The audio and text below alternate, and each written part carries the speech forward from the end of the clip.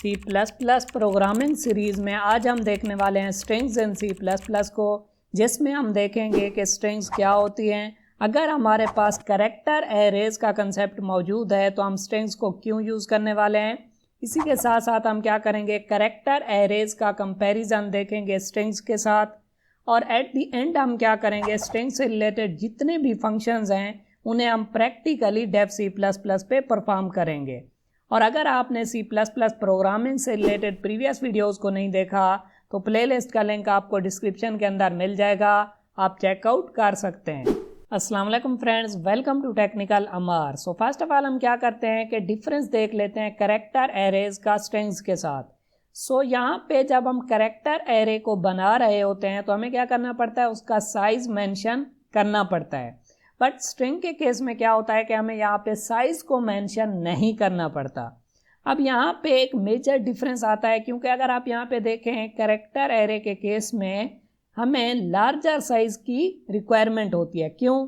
For example हमने क्या करना है, यूज़र से नेम लेना है, तो हमें नहीं पता कि यूज़र का जो नेम है वो कितने कैरेक्टर्स का होने वाला है। इसकी वजह से क्या होता है कि हमें एक लार्जर साइज का एरे लेना पड़ता है। फॉर एग्जांपल मैंने क्या किया, यहाँ पे एक एरे लिया। अब मुझे नहीं पता कि यूज़र का जो नेम है वो कितना लेंथी होगा। अब मेरा नेम क्या है, अमार। अमार में जस्ट 5 कैरेक्टर्स हैं।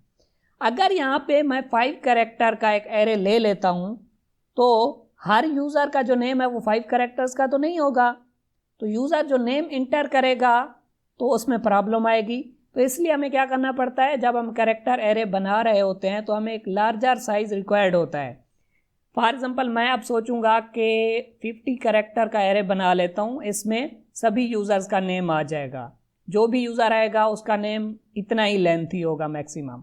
बट इस केस में होगा क्या कि अगर एक यूज़र आता है और उसका जो नेम है वो 5 कैरेक्टर्स का है, 10 कैरेक्टर्स का है, तो बाकी जो स्पेस है वो क्या करेगा, एरे मेमोरी के अंदर स्पेस तो ले लेगा 50 कैरेक्टर्स की, बट यूज़ कितने हो रहे हैं, जितना यूज़र का नेम है उतने यूज़ हो रहे हैं। तो ये क्या है, कैरेक्टर एरेज का एक ड्रॉबैक है।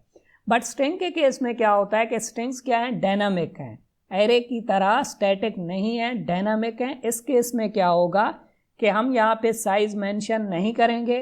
कंपाइलर क्या करेगा, खुद से उसका साइज रखेगा।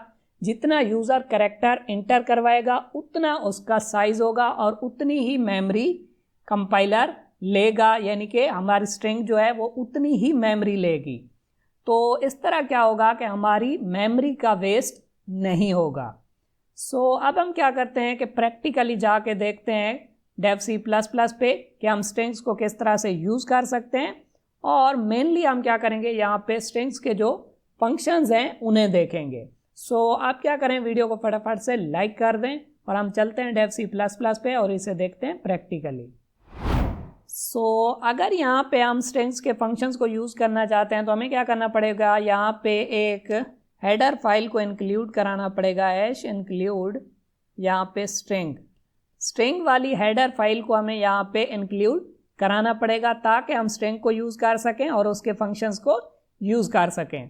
तो स्ट्रिंग को बनाने के लिए हम क्या करेंगे, फर्स्ट ऑफ ऑल यहाँ पे लिखेंगे स्ट्रिंग और उसका यहाँ पे हम क्या करेंगे, ऑब्जेक्ट बनाएंगे। स्ट्रिंग हमारे पास क्या है, एक क्लास है, उसका हम ऑब्जेक्ट बनाएंगे। उसका नेम हम कुछ भी रख सकते हैं। फॉर एग्जांपल यहाँ पे मैं रखता हूँ str और उसके अंदर मैं क्या करता हूँ, इनिशियलाइज करा देता हूँ अमार। तो अब क्या होगा, ये जो हमारे पास str ऑब्जेक्ट है इसके अंदर आ जाएगा अमार। अब ये क्लास क्या होती है, ऑब्जेक्ट क्या होता है, आने वाले लेक्चर्स में हम डिटेल में देखने वाले हैं कि क्लासेस को हम किस तरह से यूज़ कर सकते हैं। तो जब हम ऑब्जेक्ट ओरिएंटेड प्रोग्रामिंग को स्टार्ट करेंगे तो उसमें काफ़ी डिटेल में मैं आपको समझाऊंगा कि क्लास क्या होती है और ऑब्जेक्ट क्या होता है और उन्हें हम किस तरह से यूज़ कर सकते हैं। बट यहाँ पे आप कंसीडर कर लें कि स्ट्रिंग क्या है, हमारे पास एक डेटा टाइप है और ये उसका एक वेरिएबल है str। तो इस तरह आप कंसीडर कर सकते हैं। अब मैं क्या करता हूँ, यहाँ पे str को प्रिंट करा देता हूँ। तो अब अगर मैं इसे कंपाइल एंड रन करूँ तो आप यहाँ पे देख सकते हैं कि हमें शो हो रहा है अमार। सो अगर हम चाहें तो यहाँ पे एक सेंटेंस भी ले सकते हैं। सो मैं यहाँ पे अगर लिखता हूँ टेक्निकल अमार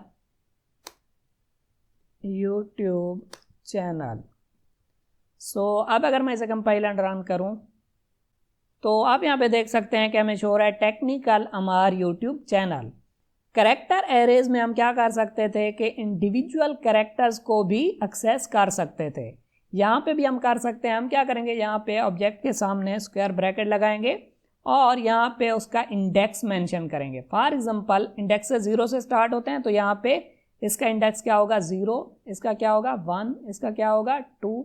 तो अगर यहाँ पे मैं सी वाले को एक्सेस करना चाहता हूँ तो मैं क्या करूँगा, इसका इंडेक्स लिखूंगा जो कि होगा 2, 0, 1 एंड 2। तो मैं क्या करता हूँ, यहाँ पे 2 लिखता हूँ तो क्या होगा, यहाँ पे सी हमें मिलेगा। तो आप यहाँ पे देख सकते हैं कि हमें सी देखने को मिल रहा है जो कि 2 वाले इंडेक्स पे पड़ा हुआ है। और अगर हम चाहें तो यूज़र से भी वैल्यू ले सकते हैं। तो मैं क्या करता हूँ, यहाँ से स्ट्रिंग को इरेज करता हूँ और हम क्या करेंगे, यहाँ पे यूज़र को हम मैसेज शो कराते हैं, see out enter your name. User को जब ये मैसेज शो होगा तो यूज़र क्या करेगा, नेम इंटर करेगा। तो हम क्या करते हैं, सी एन की मदद से str के अंदर वैल्यू रखाते हैं और उसके बाद उसे यहाँ पे प्रिंट भी करा देते हैं। मैं क्या करता हूँ, अब इसे कंपाइल एंड रन करता हूँ। आप यहाँ पे देख सकते हैं कि हमें शो रहा है इंटर योर नेम। मैं क्या करता हूँ, यहाँ पे एंटर करता हूँ अमर। तो आप यहाँ पे देख सकते हैं कि हमें शो हो रहा है अमर। और अगर हम चाहते हैं कि हम एक सेंटेंस लें यूज़र से, तो यहाँ पे हमें एक दिक्कत देखने को मिलेगी। मैं इसे कंपाइल एंड रन करता हूँ और अब मैं क्या करता हूँ, यहाँ पे लिखता हूँ टेक्निकल अमर। आप यहाँ पे देख सकते हैं कि हमें जस्ट शो हो रहा है टेक्निकल, अमर शो नहीं हो रहा। दरअसल कंपाइलर क्या करता है, यहाँ पे ये जो हमारे पास स्पेस है इसे टर्मिनेटर मानता है। कंपाइलर समझता है कि जैसे ही हम स्पेस देंगे तो कंपाइलर समझेगा कि स्ट्रिंग के अंदर वैल्यू आ चुकी है। उसके बाद वो क्या करेगा, अगर हमने एक और स्ट्रिंग बनाई हुई है तो उसके अंदर अमर को स्टोर कराएगा, क्योंकि कंपाइलर स्पेस को टर्मिनेटर समझता है। और ख़ास तौर पे अगर हम cn की मदद से वैल्यू ले रहे हैं तो ये इशू हमें देखने को मिलता है। बट यहाँ पे अगर हम एक और फंक्शन यूज़ करें गेट लाइन वाला, तो हम क्या कर सकते हैं, यहाँ पे सेंटेंस भी यूज़र से ले सकते हैं। तो मैं क्या करता हूँ, यहाँ पे एक फंक्शन का यूज़ करता हूँ गेट लाइन। इसके अंदर हमारे पास 2 पैरामीटर्स होते हैं। फर्स्ट हमारे पास पैरामीटर होता है cn के हमने यूज़र से वैल्यू लेनी है, और सेकंड हमारे पास यहाँ पे पैरामीटर होता है स्ट्रिंग का नेम, जिसके अंदर हम वैल्यू को स्टोर कराएंगे। अब अगर मैं इसे कंपाइल एंड रन करूँ, अब मैं क्या करता हूँ, यहाँ पे एंटर करता हूँ टेक्निकल अमर यूट्यूब चैनल। तो आप यहाँ पे देख सकते हैं कि अब हमें पूरी स्ट्रिंग यहाँ पे देखने को मिल रही है, टेक्निकल अमर यूट्यूब चैनल। अब हम क्या करते हैं कि स्ट्रिंग से रिलेटेड जितने भी हमारे पास फंक्शंस हैं उन्हें हम प्रैक्टिकली देख लेते हैं। मैं क्या करता हूँ, इसे यहाँ से कॉपी करता हूँ और कमेंट कर देता हूँ, और यहाँ पे हम क्या करते हैं कि स्ट्रिंग फंक्शंस इन C++, और इसे यहाँ से कमेंट कर देता हूँ। और यहाँ पे हम क्या करते हैं, फर्स्ट ऑफ ऑल देख लेते हैं अपेंड फंक्शन को। मैं क्या करता हूँ, इसे यहाँ पे पेस्ट करता हूँ और इसे यहाँ से इरेज कर देता हूँ। और यहाँ पे हम एक स्ट्रिंग लेते हैं S1 के नेम से, और दूसरी हम स्ट्रिंग यहाँ पे ले लेते हैं S2 के नेम से। अब मैंने क्या करना है, यहाँ पे मैं S1 के अंदर स्टोर करा देता हूँ टेक्निकल, और S2 के अंदर मैं क्या करता हूँ, यहाँ पे स्टोर करा देता हूँ अमर। और अब मैं क्या करता हूँ, S1 को यहाँ पे लगाता हूँ एक फंक्शन अपेंड का। S1 को हमने अपेंड कराना है S2 के अंदर, तो यहाँ पे हम लिखेंगे S2। तो इस तरह क्या होगा कि S2 वाली जो स्ट्रिंग है वो S1 के अंदर अपेंड हो जाएगी। S1 के अंदर अपेंड होने के बाद अब S1 के अंदर क्या होगा, दोनों स्ट्रिंग्स होंगी टेक्निकल अमर। अगर यहाँ पे मैं S1 को प्रिंट कराऊंगा तो यहाँ पे हमें शो होगा टेक्निकल अमर, क्योंकि ये दोनों स्ट्रिंग्स आपस में अपेंड हो चुकी हैं। सो यहाँ पे जोड़ के ये आ जाएंगी। अगर आप चाहते हैं कि थोड़ी सी स्पेस आए तो टेक्निकल के बाद आप यहाँ पे थोड़ी सी स्पेस भी दे सकते हैं। सो अब मैं क्या करता हूँ, इसे कंपाइल एंड रन करके आपको दिखाता हूँ। सो आप यहाँ पे देख सकते हैं कि हमें शो हो रहा है टेक्निकल अमार। हालांकि मैंने यहाँ पे जस्ट S1 स्ट्रिंग को प्रिंट कराया था जिसके अंदर था टेक्निकल, बट जैसे ही हमने S2 को S1 के अंदर अपेंड किया तो अब S1 के अंदर आ चुका है टेक्निकल अमार। एक और तरीका भी है स्ट्रिंग्स को अपेंड करने का, उसे हम देख लेते हैं। सो हम क्या कर सकते हैं, दरअसल प्लस ऑपरेटर का यूज़ कर सकते हैं। फर्स्ट ऑफ ऑल मैं क्या करता हूँ, इसे यहाँ से कॉपी करता हूँ और कमेंट कर देता हूँ, और यहाँ पे हम क्या करते हैं, इसे पेस्ट करते हैं। और यहाँ पे हमारे पास दो स्ट्रिंग्स हैं S1 एंड S2। मैं क्या करता हूँ, एक और स्ट्रिंग बना लेता हूँ S3 के नेम से। अब हम क्या करेंगे, S1 और S2 को अपेंड करके S3 के अंदर रखाएंगे।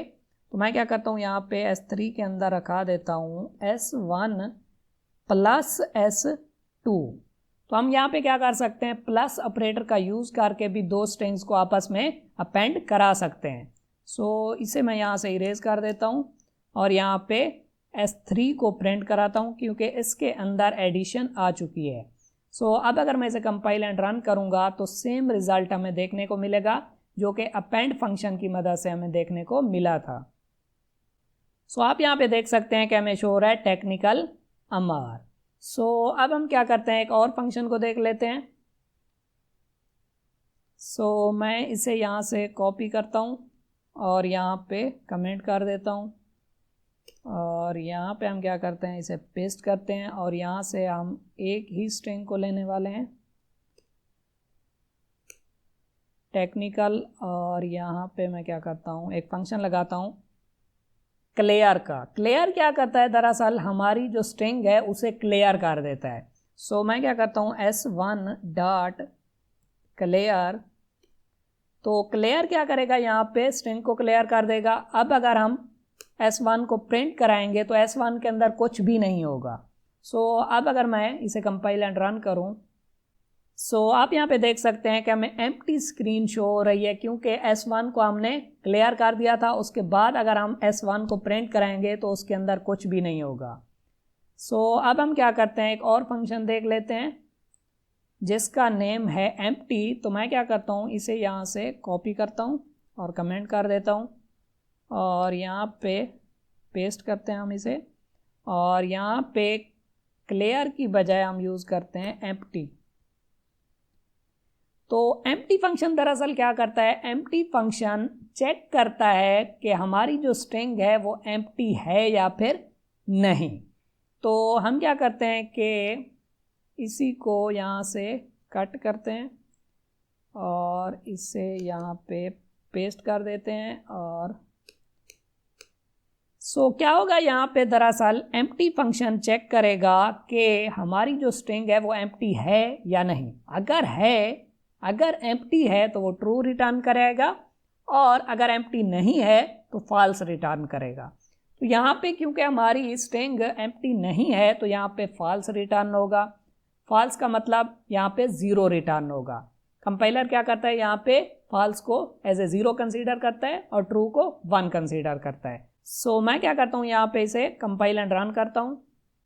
सो आप यहाँ पे देख सकते हैं कि हमें ज़ीरो मिल रहा है, यानी कि फॉल्स वैल्यू मिल रही है। फॉल्स मतलब क्योंकि एम्प्टी नहीं थी हमारी स्ट्रिंग, इसलिए हमें यहाँ पे ज़ीरो शो हुआ। और अगर हम क्या करें, इसे एम्प्टी कर देंगे तो एम्प्टी फंक्शन क्या करेगा, चेक करेगा कि स्ट्रिंग एम्प्टी है या फिर नहीं। एम्प्टी है तो ट्रू रिटर्न कराएगा, यानी कि 1 रिटर्न कराएगा। तो आप यहाँ पे देख सकते हैं कि अब हमें 1 देखने को मिल रहा है क्योंकि हमारी स्ट्रिंग जो थी वो एम्प्टी थी। सो मैं क्या करता हूँ, इसे यहाँ से कॉपी करता हूँ और इसे कमेंट कर देता हूँ और यहाँ पे पेस्ट कर देता हूँ। और हम क्या करते हैं, यहाँ पे नेक्स्ट फंक्शन को देख लेते हैं जो कि होने वाला है इरेज। सो मैं क्या करता हूँ, यहाँ पे स्ट्रिंग लेता हूँ अमर, या फिर हम क्या करते हैं, यहाँ पे लिख देते हैं टेक्निकल अमर। सो यहाँ पे हम यूज़ करने वाले हैं इरेज फंक्शन का, और इरेज फंक्शन क्या करता है, दरअसल यहाँ पे दो सो इरेज फंक्शन क्या करता है, दरअसल यहाँ पे हम दो पैरामीटर पास कर सकते हैं इरेज फंक्शन के अंदर, जिसके अंदर हम मेंशन करते हैं कि कहाँ से हमने कैरेक्टर्स को इरेज करना है। फॉर एग्जांपल यहाँ पे मैं आई और सी को इरेज करना चाहता हूँ। तो आई जो है हमारे पास वो कहाँ से स्टार्ट हो रहा है, इंडेक्सेस में आप देखें 0 1 2 3 4 एंड 5 से तो यहाँ से हम इरेज करना चाहते हैं और कितने कैरेक्टर्स को इरेज करना चाहते हैं। सो वो सेकंड हमारा पैरामीटर होगा। तो यहाँ पे मैं एंटर करता हूँ 2, तो क्या होगा यहाँ पे आई से लेकर ये जो दो कैरेक्टर्स हैं ये इरेज हो जाएंगे। सो अब अगर मैं इसे कंपाइल एंड रन करूँ, सो आप यहाँ पे देख सकते हैं कि आई और सी इरेज हो चुका है और हमें यहाँ पे शो हो रहा है टेक्नल अमार। सो अब मैं क्या करता हूँ, इसे यहाँ से कॉपी करके कमेंट कर देता हूँ और हम क्या करते हैं नेक्स्ट फंक्शन को देख लेते हैं जो कि होने वाला है फाइंड। तो मैं क्या करता हूँ यहाँ पे लिखता हूँ फाइंड और यहाँ पे फाइंड के अंदर हम पैरामीटर को पास कर सकते हैं। यहाँ पे हमें बताना पड़ेगा कि हम किस कैरेक्टर को फाइंड करना चाहते हैं या फिर किस वर्ड को हम यहाँ से फाइंड करना चाहते हैं। फॉर एग्जांपल मैं आईसी को ही फाइंड करना चाहता हूँ, तो मैं क्या करूँगा यहाँ पे एज ए स्ट्रिंग पास करूँगा आईसी। तो कंपाइलर क्या करेगा, यहाँ पे देखेगा कि आईसी कौन सी पोजीशन पे है और उसकी पोजीशन को रिटर्न कराएगा, यानी कि हमें इंडेक्स नंबर बताएगा कि किस इंडेक्स पे आईसी पड़ा हुआ है। सो अब अगर मैं इसे कंपाइल एंड रन करूं, सो आप यहाँ पे देख सकते हैं कि हमें शो हो रहा है 5, क्योंकि आईसी कौन सी पोजीशन पे पड़ा हुआ है, 5 वाली पोजीशन पे, 5 वाले इंडेक्स पे आईसी पड़ा हुआ है। और अगर आप चाहें तो यहाँ पे कैरेक्टर्स की बजाय वर्ड को भी फाइंड कर सकते हैं। सो मैं क्या करता हूँ, इसे यहाँ से कॉपी करता हूँ और यहाँ पे कमेंट कर देता हूँ और हम क्या करते हैं अपने नेक्स्ट फंक्शन को देख लेते हैं यहाँ पे जो कि होने वाला है इंसर्ट। सो मैं क्या करता हूँ, बल्कि यहाँ पे लिखता हूँ टेक्निकल और यहाँ पे मैं अमार नहीं लिखने वाला, टेक्निकल यूट्यूब चैनल। सो हम क्या चाहते हैं कि टेक्निकल के बाद यहाँ पे अमार इंसर्ट हो, तो हम क्या कर सकते हैं, यहाँ पे इंसर्ट फंक्शन का यूज़ कर सकते हैं और इंसर्ट फंक्शन में हमें दो आर्गुमेंट्स पास करने पड़ेंगे। एक तो हमें पास करना पड़ेगा first of all index number, जिस इंडेक्स पे हम इंसर्ट करना चाहते हैं, उसके बाद हमें वो वर्ड या फिर वो कैरेक्टर मेंशन करना पड़ेगा जिसे हम ऐड करना चाहते हैं। सो यहाँ पे आप देख सकते हैं कि हमारे पास जो टेक्निकल है इसके अंदर 9 कैरेक्टर्स हैं। सो 9 अगर हमारे पास कैरेक्टर्स हैं तो यहाँ पे क्या होगा, 0 से लेकर 8 तक होगा, क्योंकि हमारे पास इंडेक्सेस 0 से स्टार्ट होते हैं। तो 0 से लेकर 8 तक ये जो हमारे पास है कैरेक्टर, इसका इंडेक्स क्या होगा, 8 होगा। उसके बाद हम थोड़ी सी स्पेस देंगे 9 के लिए और उसके बाद 10 वाली पोजीशन पे हम क्या करना चाहते हैं, अमार को इंसर्ट करवाना चाहते हैं। तो हम यहाँ पे लिखेंगे 10 और यहाँ पे लिखेंगे डबल कोट्स में अमार। उसके बाद क्या होगा, यहाँ पे यूट्यूब चैनल शो हो जाएगा, बट हम चाहते हैं कि अमार के बाद भी थोड़ी सी स्पेस आए। सो अब अगर मैं इसे कंपाइल एंड रन करूँगा तो आप यहाँ पे देखेंगे कि टेक्निकल के बाद यहाँ पे अमार भी इंसर्ट हो जाएगा।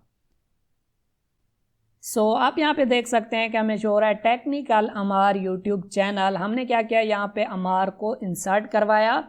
इंसर्ट फंक्शन के अंदर हम क्या करते हैं, दो पैरामीटर्स को ऐड करते हैं। फर्स्ट हमारा ये होता है कि कौन से कैरेक्टर से, यानी कि कौन सी पोजीशन पे हमने इसे इंसर्ट करवाना है, और सेकंड जो होता है उसमें हम कैरेक्टर या फिर वर्ड देंगे जिसे हमने इंसर्ट करवाना है। सो मैं क्या करता हूँ, इसे दोबारा कॉपी करता हूँ और कमेंट कर देता हूँ और हम क्या करते हैं अपने नेक्स्ट फंक्शन को देख लेते हैं। और यहाँ पे हमारा जो नेक्स्ट फंक्शन होने वाला है, मैं क्या करता हूँ, यहाँ से इसे इरेज कर देता हूँ और जस्ट यहाँ पे रखता हूँ टेक्निकल और यहाँ पे हम क्या करते हैं, लिखते हैं साइज़। अब हमने क्या करना है, स्ट्रिंग का साइज़ मालूम करना है। तो आप यहाँ पे कैरेक्टर्स को काउंट कर सकते हैं, हमारे पास 9 कैरेक्टर्स हैं। तो यहाँ पे हमें शो होगा 9, क्योंकि हमारी जो स्ट्रिंग है उसका साइज़ क्या है, 9 है। सो अब अगर मैं इसे कंपाइल एंड रन करूँ, सो आप यहाँ पे देख सकते हैं कि हमें शो हो रहा है 9। स्ट्रिंग के साइज़ को फाइंड आउट करने के लिए हमारे पास एक और फंक्शन भी है जिसका नेम है लेंथ।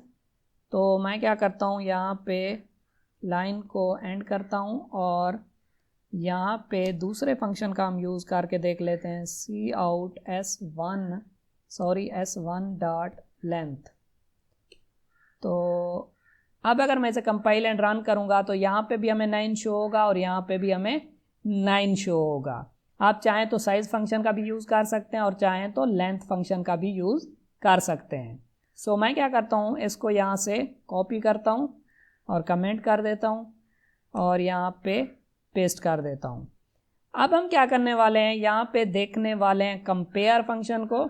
सो मैं क्या करता हूँ, यहाँ पे एक फ्रेश एग्जांपल लेता हूँ और यहाँ पे हम क्या करते हैं, लिखते हैं a और एक और स्ट्रिंग में बनाता हूँ s2 के नाम से और उसके अंदर भी मैं रखा देता हूँ a और उसके बाद मैं क्या करता हूँ कि इनका कंपैरिजन देखता हूँ। तो मैं क्या करता हूँ, cout साथ में प्रिंट भी करा लेता हूँ s1 डॉट कंपेयर और यहाँ पे हमें क्या करना पड़ेगा, जिसके साथ हम कंपेयर करना चाहते हैं, s1 को हम कंपेयर करना चाहते हैं s2 के साथ। तो यहाँ पे मैं लिखूँगा s2। सो अब अगर मैं इसे कंपाइल एंड रन करूँगा तो हमें यहाँ पे देखने को मिलेगा 0, क्योंकि s1 और s2 दोनों सेम ही स्ट्रिंग्स हैं। सो अब अगर मैं इसे कंपाइल एंड रन करूँ, सो आप यहाँ पे देख सकते हैं कि हमें शो हो रहा है 0, क्योंकि हमारे पास जो स्ट्रिंग्स हैं दोनों सेम हैं। अब मैं क्या करता हूँ, इसे थोड़ा सा चेंज करता हूँ और यहाँ पे हम क्या करते हैं, s2 के अंदर रखाते हैं b को। तो अब आप यहाँ पे देख सकते हैं कि s1 का हम कंपैरिजन कर रहे हैं s2 के साथ। क्या s1 हमारे पास s2 से बड़ी है या फिर छोटी है? तो अगर आप अल्फ़ाबेटिकली भी देखें तो s1 छोटा है s2 से, क्योंकि a पहले आता है उसके बाद b आता है। तो यहाँ पे s1 छोटा है। अगर हमारे पास स्ट्रिंग छोटी होगी तो क्या होगा, हमें नेगेटिव में वैल्यू मिलेगी, और अगर हमारे पास स्ट्रिंग बड़ी होगी जिसका हम कंपैरिजन कर रहे हैं तो हमें पॉजिटिव में वैल्यू मिलेगी। तो यहाँ पे स्ट्रिंग छोटी है तो हमें जो वैल्यू मिलेगी वो नेगेटिव में मिलेगी। मैं अगर इसे कंपाइल एंड रन करूँ तो आप यहाँ पे देख सकते हैं कि हमें शो हो रहा है -1। अगर हमारे पास स्ट्रिंग बड़ी होती तो हमें यहाँ पे पॉजिटिव में वैल्यू शो होती 1। तो मैं क्या करता हूँ, इसे चेंज करता हूँ। अब हम क्या करते हैं, a की बजाय यहाँ पे लिखते हैं c। तो आप देख सकते हैं कि c बड़ा है b से। तो अब क्या होगा, यहाँ पे हमें वैल्यू पॉजिटिव में मिलेगी। सो अब अगर मैं इसे कंपाइल एंड रन करूँ तो आप यहाँ पे देख सकते हैं कि अब हमें शो हो रहा है 1, जो कि पॉजिटिव वैल्यू है। सो कंपेयर फंक्शन में आपने एक चीज़ ध्यान में रखनी है कि अगर हमारे पास दोनों स्ट्रिंग सेम होंगी तो हमें 0 शो होगा, और अगर हमारी स्ट्रिंग छोटी होगी तो क्या होगा, नेगेटिव में वैल्यू शो होगी, और अगर स्ट्रिंग बड़ी होगी तो वैल्यू पॉजिटिव में शो होगी। सो C++ प्रोग्रामिंग से रिलेटेड और भी बहुत सी वीडियोस आने वाली हैं। सो आप क्या करें, मेरी C++ ट्यूटोरियल फॉर बिगनर्स वाली प्लेलिस्ट को यहाँ से एक्सेस करें। इस प्लेलिस्ट के अंदर आपको तमाम टॉपिक सीक्वेंस वाइज देखने को मिलेंगे, और अगर आप C++ से रिलेटेड एग्जाम्पल प्रोग्राम्स को देखना चाहते हैं तो आप मेरी C++ एग्जाम्पल प्रोग्राम वाली प्लेलिस्ट को भी यहाँ से एक्सेस कर सकते हैं। इस प्लेलिस्ट के अंदर आपको तमाम टॉपिक से रिलेटेड एग्जाम्पल प्रोग्राम्स देखने को मिल जाएंगे। इन दोनों प्लेलिस्ट के लिंक मैं आपको डिस्क्रिप्शन के अंदर भी दे दूंगा और आई बटन के अंदर भी दे दूंगा। वीडियो अच्छी लगी हो तो वीडियो को लाइक करें और चैनल को सब्सक्राइब करें। Thank you.